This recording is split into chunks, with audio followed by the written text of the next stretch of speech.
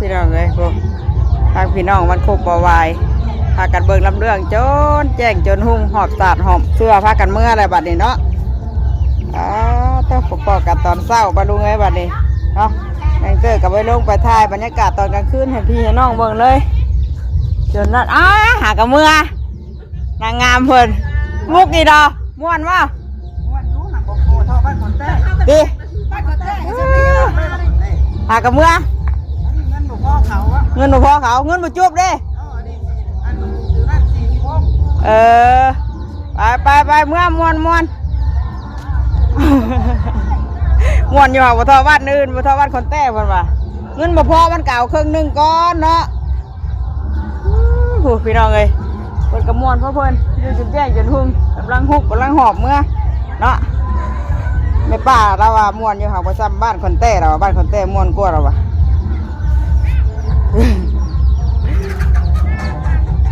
มา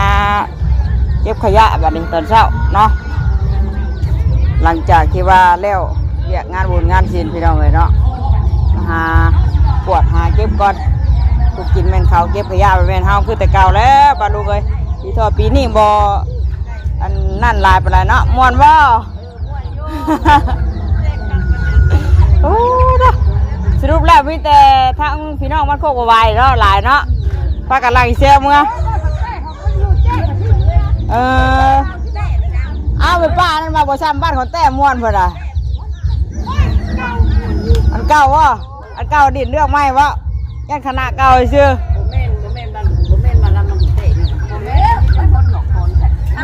ม่วนซ้ำอยู่บ่ม่วนซ้ำกันอยู่บ่บ้านนี่ม่วนซ้ำกันอยู่บ่กับบ้านคนแต้นั่นไปกับเสียงเดียวกันทั้งบ้านคนแต้เบิดพี่น้องเอ้ยโดยพากันทุบสาทุบมอนเมื่อไรเป็นสายเป็นแพร่เมื่อผู้ต้องมวนจืนกันทั่วบ้านน้อยบ้านใหญ่พี่น้องเอ้ยผู้หลังเมื่อไวกระแตเศร้าเนาะพ่อแม่พี่น้องเพิ่นกะมวนทั้งเมื่อยแล้วเนาะแมงเตอร์เมื่อวานนี่กะจนเมื่อยพี่น้องเอ้ยเนาะหลังจากที่ว่าแจกลงทาน เกือบเป็นวินเพราะว่าพี่น้องเพิ่นกะบ่ค่อยเป็นระเบียบเรียบร้อยปานใดเนาะขอโทษขออภัยเด้อพี่น้องเอ้ยบ่จบบ่งามน้ำหูน้ำตาเมื่อเราน้าแจ้งเราต้องญาติมวนซ้ำแจ้งไปเมื่อมวนเนาะจนแจ้งจนหุ่งไผกระยันบ่ได้ของฟรีว่าฉันเนาะมันก็เลยแบบว่าสับสนบุ่นวายญาติกันแน่พี่น้องเอ้ยเนาะหลังจากถ้วยกล้องถ้วยโฟมเฮา400อันก็บ่พอพี่น้องเอ้ยก็เลยใส่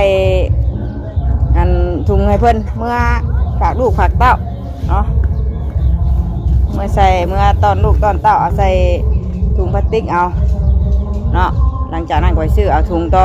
เพราะว่ากล่องโฟมเบิดไปซื้ออยู่บ้านเฮานี่ก็บ่มีมันออกไปอยู่นอกพุ่นกับกระทันหันได้เอามา400พี่น้องเอ้ยคิดว่ามันสิ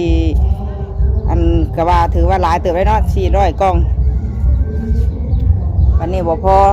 พี่น้องเพิ่นก็เอาถ้วยน้ำวัดน้ำว่ามาขอเอากำลังเมื่อพี่น้องเลยผู้สักไม้กันทงกันเท่าสักไม้กันเท่าเล่าโดมไปโอ้ยไม่ยายเพื่อนผู้สรุปพี่น้องบ้านโคกบายม่วนแห้งอยู่ดีกำลังเมื่อตอนนี้ก็เป็นเวลาเพิ่นก่อนจาก7 โมงไปดูไงโอ้ย5 โมงเนาะ5 โมงกว่าเกือบ6 โมงแมงเตอร์กระตื่นกระแตเช้ามา1 ข้าว 1 น้ำแล้วเป็นทีเรียบร้อยเนาะผู้เตาก็เกือบลูกพี่น้องเลยบอเสียงกระจับหม้อ1ไปเมื่อวานนี่ไปบอลเพิ่นจุดบังไฟผู้นี่ทอดอามาขึ้นคำหมอมาขึ้นนี่พอแห้งได้มีหมอ1 เข่าได้ข่อยเนาะเอ้าเป็นย่างมันนี่ลืมกับป้าก็มือใหม่จะมาเอากว่ายังกลับมาเอาอีกอยู่มืออื่นผู้ใดจะมาเอาโอ้ยเนาะลืมกลับเลยไปหันเนี่ยชื่อพลอยบ่ไปหันได้ตัวกวดขี้เหนื่อยได้ถ่ายน่ะกวดขี้ยาได้ถ่ายเอากวดขยะก่อนเก็บก่อนพี่น้องเลยเนาะมีแต่อันนั่นเต็มอยู่แต่ว่ามันบ่ค่อยลายคืออันปีที่แล้วเนาะปีที่แล้วเนี่ยไม่อยากสิว่าขยะเต็มบ้านเต็มเพื่อนเต็มอยู่พี่น้องเลยแต่ว่าตอนปีนี้ก็ยังใครแน่เด้มาน้องไอเตอร์ก็ยังอยู่คนบุญไหว้แต่น้ำมาพอให้แม่ฮอดไปเด่นบุญเด้อแม่เด้อบอกแม่ว่านนี่ให้ แม่มาเผามาให้โอ้ยว่าเนาะคนหมู่บ้านนี่ก็หลายพี่เนาะพี่น้องทางบ้านอื่นเมืองไกลมากก็เต็มแล้วพี่น้องเลยเนาะแถวนี้มุนบ่ได้เปลี่ยนช่วงเปลี่ยนทรายเนาะก็มันก็ทางบอลทางเป็นทางเพิ่นลงมาอันนี้เด้ลงมาจุดบังไฟเพิ่นจุดบังไฟกับมันก็สีลงมาทางนี้กับมันก็แดดแน่เมื่อวานนี่เนาะก็โฮมเต็มอยู่นี่แหละพากันพี่น้องเพิ่นมานั่งเศร้าโฮมเศร้าเมื่อยเนาะมันบ่มีโฮมผมกับบนต้นไม้บนประจุดผมเอาปวดขี้เหงื่อต้อมไว้ก่อนพี่น้องเลยเนาะทางวัดทางวาพุ่นกับจิเซลอยู่เมื่อคืนนี่ก็ไปลงเลยพี่น้องเลยเนาะกับว่าสีถ่ายบรรยากาศตอนกลางคืนให้พี่ให้น้องให้ป้าให้ลุงได้เบิ่งได้ชมน้ำกันอยู่แต่ว่าไปลงไปเลยมันเกิดก็ได้ลูกชายกับลงไปหน่อยนึงกับมันบ่อยากมันนั่นแน่เจ็บหัวแน่เนาะเลยบ่ได้ลงลูกว่าพาเขาลงแน่ลงเบิ่งหมอดำเดี๋ยวว่าไปพาลูกลงพี่น้องเลยขั่วห่ากับขั่วแค่กับเพเบิร์ดจะคิดตีไปเนาะเพราะว่าเพิ่นก็หลายคนผู้น้อยผู้ใหญ่ขึ้นง่อยขึ้นเหยียบพี่น้องเลยมันบ่นั่นแต่ก็ค่อยมัดเอาอันนี้ก็ปัดก่อนวันนี้ก็สิเป็นมื้อสุดท้ายแล้วนอนอยู่ทางวัดทางวางานบุญงานศีลเฮาใส่บาตรตอนเช้าก็แล้วเป็นที่เรียบร้อยแล้วก็ไปแห่กองตุ้มกองหางปัดพวงปัดปางเนาะเพื่อเดินก็สิแล้ววิธีแบบนี้เนาะหากวดเก็บเงินคนก่อนเงินคนเทียบบ่ใครรอบเก็บเงินเนาะแต่ว่ามีแต่ขี่มีแต่เหี่ยวแล้วพี่น้องเอ้ยเนาะว่าขอโทษน้ำคนออกมาถ่ายบ่าวถ่ายนักบอกว่านี่แหละตอนเว้นจังจุดจังหน่อยก่อนปวดมาต้อมกันก่อนเนาะบ่ลายปานใดเพราะว่าปีที่เก้านี่โอ้คือยาเต็มอยู่เด้ผู้หามบางไฟกับผู้มั่งกับมั่งแต่เช้าแต่เชี่ยวแต่เว้นกำลังขึ้นพี่น้องเลยเนาะบรรยากาศตอนเช้าเก็บตกงานบุญบางไฟบ้านเฮาก็แล้วเป็นทีเรียบร้อยเดือแต่ทางร้านศาสนาเพิ่นทางวัดทางว่าอันใส่บาทเนาะจากฟังเบิ่งไอ้ตื่นก่อนจะเชียร์ดวงน้ำเพิ่นหรือว่าใส่บาทใส่พกก็ได้โอ้ลำจิกวดพี่น้องเลยแต่กับบลายปันไดเนาะแต่ห้อยเหี่ยวห้อยสางคนผู้เก็บขยะเก็บกวดให้มันสะอาดเดินเฮือนเดินซานเฮานี่แหละเนาะกวดตอบไว้ก่อนทางวัดทางว่าเพิ่นก็เสียงตู้เสียงกองแซวอยู่จังว่าเขาคลิปจังว่าลงบ่ได้ใช่ไหมเจ้าพี่น้อง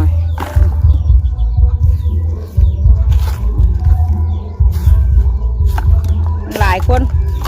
มันบ่เป็นระเบียบมีหยังก็ได้เนาะมันบ่คือพี่น้องเพิ่นอยู่ฝั่งไทยได้มันเป็นมีบองขยะขยี้แต่ว่าถิ่มใส่แล้วเนาะแต่ว่าบ้านเฮานี่แต่มีก็บ่ถิ่มใส่น้ำเป็นงานบุญแบบนี้แล้วก็สาธารณะถิ่มไปเลย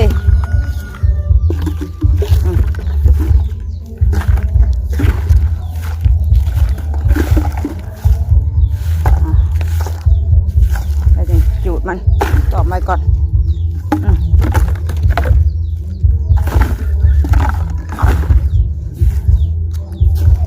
หัวปากกับเพเบิร์ดผู้เรามัดหัวงัวเหยียบลงพี่น้องเอ้ยเนาะมาหาเก็บว่าเด้อไม่ตอกเด้อป้าเอ้ยพอได้เก็บเงินนั่นใครดอกเนาะยังว่าสิปวดอยากเก็บเลยดอกนะหาเก็บขยะวะผู้ละจุดได้ทำงานกับแต่เช้าพี่ตู้นั่นก็ปวดแต่เช้าพุ่นปากันเก็บได้ไก่ว่าพุ่นเนาะเพื่อนไก่หัวไก่แค่บนประจุบางพูนบางไฟหาเก็บขวดเก็บแก้วบัดนี้เฮาเนาะโอ้ดีชอบบลายปานใดดีที่เดียวเดี๋ยวเบียดสิเบาเลยขยะนี่ขวดแก้วขวดยางเนาะเพิ่นมากินดาวกินเบียร์เพราะว่ากลางโต๊ะกลางเต็นอยู่นี่ก็มีเด้เนาะเพื่อนไก่บัดไก่ว่าคือเฮาไก่ขวดไก่แค่สิกับพากันเก็บเป็นขวดจุดพี่น้องเลย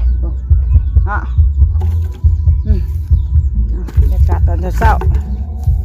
ตาเพิ่งยังบ่ตื่นตากับบ่สบายพี่น้องเอ้ยมันแดดแห้งเลยชิงห่อนขึ้นเอาปวดไปก่อนหากระไพมาจุก่อนเหมือน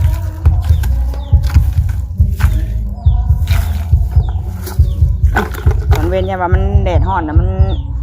ยามมันนั่นเนาะยามไฟไหม้ยามลมจุตอนนี้เลย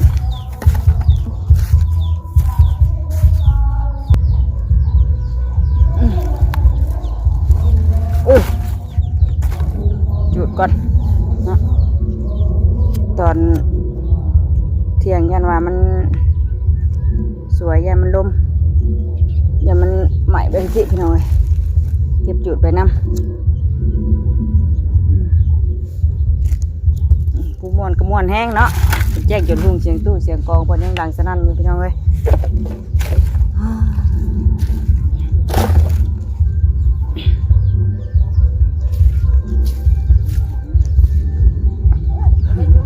แต่เวทจนขึ้นม่วนนี่เด้อจบเด้อบ่จบแล้วม่วนแห้งอีเด้อแต่เวทจนขึ้นหอบชาติหอบเชื่อเมื่อใดบัดนี้ม่วนปีหน้าเอามาอีกเอ้ยเบิ่ง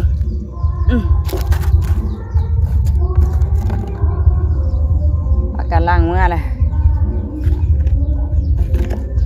ยังล้างเมื่อบ่เบิดอยู่เนาะ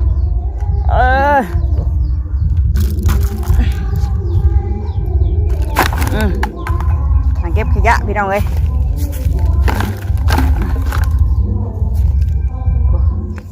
เก็บเอาปองนี้โดไว้ดังไฟก็ได้อันนี้มันดังไฟง่ายโอ้เอาตุ๊กน้ำมาให้เพื่อกินกระถิ่มไปน้ำถิ่มมันขวดไปเลยน้ำมันหาไม่เป็ดไก่แตกกันเบิดเมื่อคืนนี่บ่ได้นอนทักคอกดีแต่คนหัวจับเอาจักว่าคนเหยียบกับมีจักหมู่บ้านนี่แซ่พี่น้องเลยยังเดือเห็นเป็ดเพิ่นชีโตคือเก่าที่ว่าคนเหยียบก็แต่คืนคนจับก็แต่คืนนี่นะเป็ดเตอร์เคยตาเพิ่น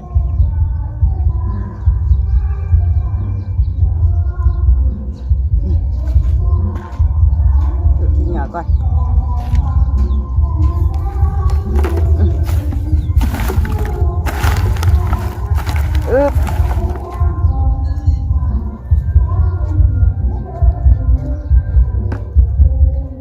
หน้าโหนี่เขากับบุเป็ดกินนะชมว่านี่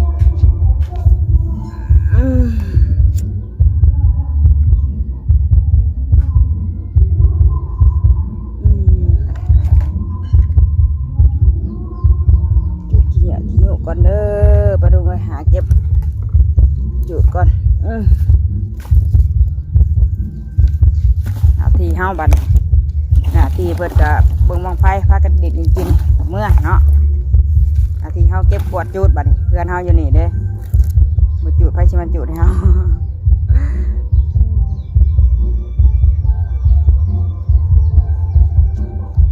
อาจน้องลำลายมาเบิ่งในหัวดึงลงเบิดแล้วป้าเอ้ย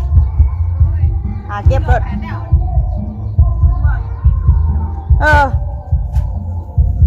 เอาแล้วมันขี่มันเหี่ยวก้นเนี่ยจะว่าหาเก็บจุดก่อนเพราะว่าแล้วทำเพื่อนใกล้วัดกับแบบนี้เด้พี่น้องเลยเนาะเวลามีการมีงานก็แม่นยีดอกบุญชินนะเวลาเพิ่นมา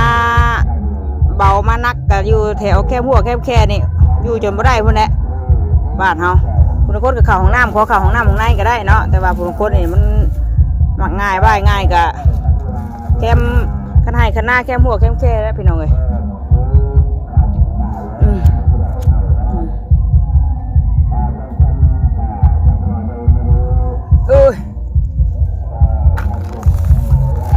เพราะว่าจนอยู่บ่ได้ผู้ใดเหือนชัน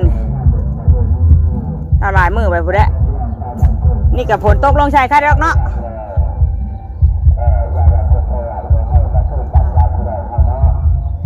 ทางบัตรทางว่ากับประกาศอะไรไปเลยพากันจุดหาเก็บจุดพุ่นทางนั้นจ้ะเซลอยู่เก็บขวดเก็บแก้วแล้วพี่น้องเอ้ยยันเวลาเฮาลำให้ลำหน้าแล้วมันแตกบาดตีนบาดยังเครื่องเวียกเครื่องงานเลยแล้วเนาะ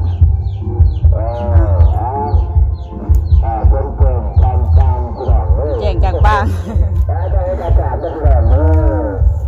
มวนหลายจะแจ้งจากบ้าง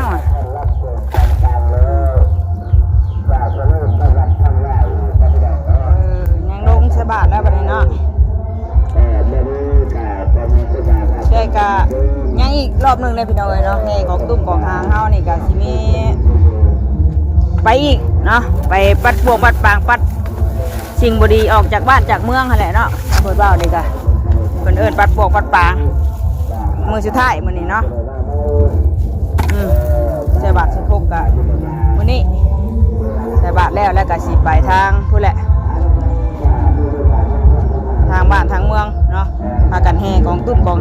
คือเก่ามื้อนี้ก็ได้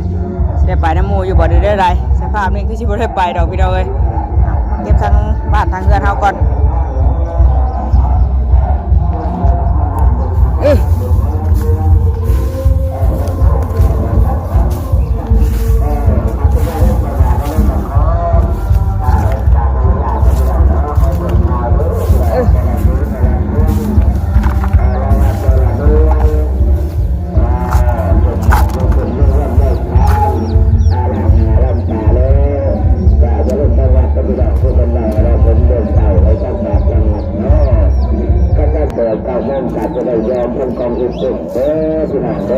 ไป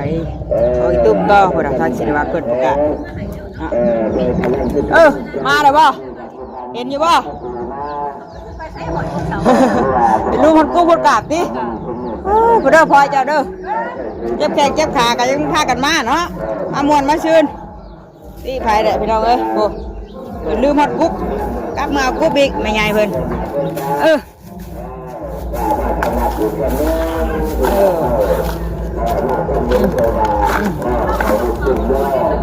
ฮะมีกับไว้เพื่อขายเพื่อเอาไว้ขายหมดเลยฮะ2,000แล้วหน่อยนึงนะหมดแล้ว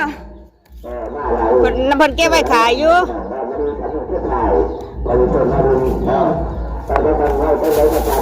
ไอ้ไรสอบเสื้อทานเสื้อทานกับแพงแท้เพิ่นขายสอบ2,000หมดแล้ว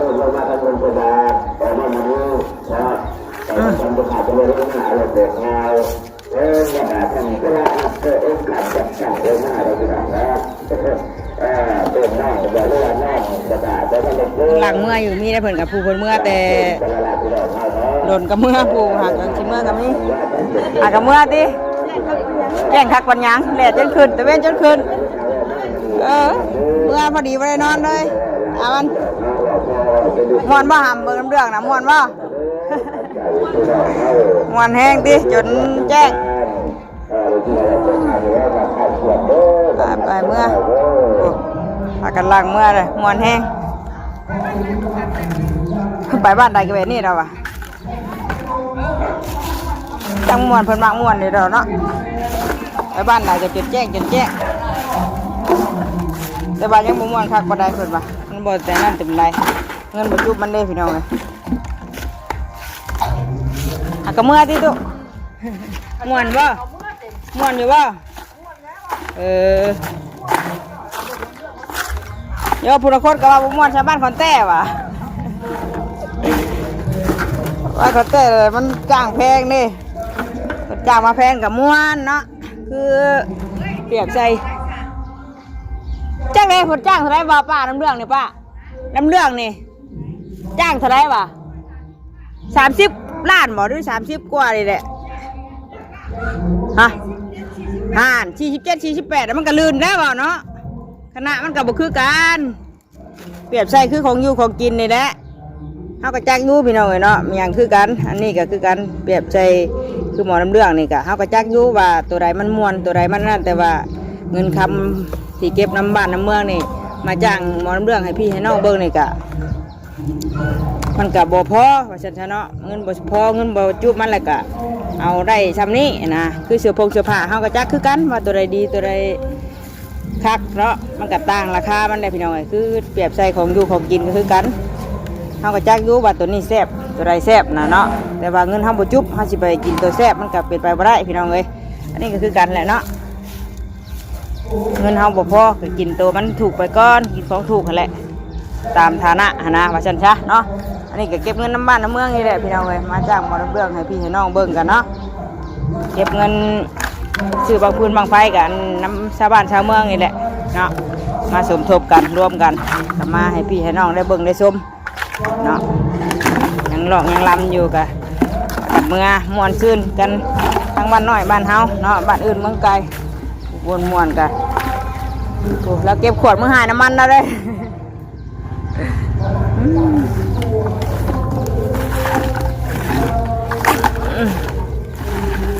จุดขี้ยาขี้ยุก่อนปะลุงเอ้ยจุดนี้ก็ได้หาเก็บขยะจุดมาถ่ายบรรยากาศตอนเช้าให้พี่ให้น้องได้เบิ่งได้ชม พี่น้องเพิ่นมาแต่เบิ่งน้ำเรื่องน้ำร่องน้ำลังทางวัดทางว่าเพิ่นก็เก็บกวาดทำความสะอาดอยู่ทางยาพ่อยาครูเพิ่นก็ได้เนาะไปเบิ่งไอ้เตอไอ้ตาเพิ่นก่อนไอ้ตาเป็นนี่ได้คิงแหมเมื่อคืนนี่คิงฮอดเอายาให้กินเนี่ยนอนเลยเพิ่นก็พากันไปเล่นหน่อยนึงดอกเนาะโจนสวยพี่น้องไปหาล้างหน้าล้างตาก่อนแมงเตอร์ก็ได้เก็บกวาดทำความสะอาดน้ำเดินเฮือนเดินชานนี่แหละเนาะไหนมันเปื้อนก็ถ้ามีดอกไฟกับไข่แน่ได้พี่น้องมันแจ้งเลยก็พี่น้องเพิ่นกับบกล้ามาขี่มาเหี่ยวเนาะว่าขออนุญาตน้ำเพิ่นกับบนั่นไปได้มันมีดอกดอกไฟแต่บนไหนมันมืดเดี๋ยวโอ้ยอยากสิว่าวเลยเนาะพี่สาวกระเทยเพิ่นยังว่าใช่แมงเตอร์เมื่อคืนนี่ออกมาอยู่แล้วบ่นั่งเพิ่นว่าตัดบอลหากินเด้เพิ่นแต่เก่าได้ผู้ชายพาผู้ชายมาแถวนี้เพิ่นว่าเนาะโอ้ยพี่น้องเลยมันอยากสิว่าวเลยหาเก็บหากวดอีกจังหน่อยจังเด็กจังหน่อยเดี๋ยวแมงเตอร์ก็สิหาช่วยหน้าช่วยตาก่อนเนาะจังไดก็ฝากเบิ่งฝากแง่งฝากเป็นกำลังใจในเด้อพี่น้องเลยเนาะบรรยากาศงานบุญบ้านโคกใหญ่เฮาก็ได้จบเป็นทีเรียบร้อยแล้วเนาะเดือทางกองตุ้มกองหางเพิ่นไปแห่อีกมื้อนี้ปัดสิ่งบ่ดีออกน้ำบ้านน้ำเมืองปัดกวาดเนาะก็ถือว่าสิแล้วเป็นทีเรียบร้อยเนาะไปซะสำหรับคลิปนี้แมงเตอร์ก็สิขอจบคลิปลาพี่ลาน้องเลยเนาะฝากเป็นกำลังใจคือเก่าคือเดิมปะดุงเลยเนาะปลูกกกมันกกหยังเหยียบก้นกอตอแตกเบิดได้เดี๋ยวสิหาปลูกหาพางหามัดหัวมัดแค่อีกยังบ่แม่นง่ายพี่น้องเอ้ยอันนี้ก็เก็บขยะกันยังบ่แล้วบ่ทั่วดอกพุ่นน่ะเนาะน้ำนั่นกันยังอยู่เดี๋ยวจบคลิปก่อนหัวกับเพพังเบิดเนาะนี่แหละพี่น้องเอ้ยได้อย่างเสียอย่างให้เพื่อนไก่บัดกันดีเท่าไก่บัดไก่ว่าเนาะเพื่อนกันเวลามีงานบุญงานศิลป์สิกะดมกี่ดมเงี้ยวนั่นแหละเนาะไอมาทั่วเดี๋ยวพี่น้องเอ้ยคนเหยียบลงอันนี้ก็ได้หัวเทไปเลยบายลาเลยเด้อปลาดงพอกันอีกคลิปหน้าคลิปนี้สบายดีบัดสุกุสุกคนสบายดีมือใหม่ตอนเช้าพี่น้องเอ้ย